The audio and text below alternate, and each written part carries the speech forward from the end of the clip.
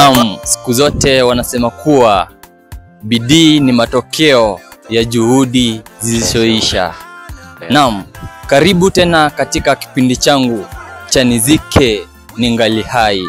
Kusema kweli, kuna wapo wale wengi waliozaliwa wakajipata kwenye mention kubwa kubwa, na kuna sisi ambao katika haya maisha siku zote tunapambana ili tuje kuwapatia wazazi wetu maisha bora hapo mbeleni.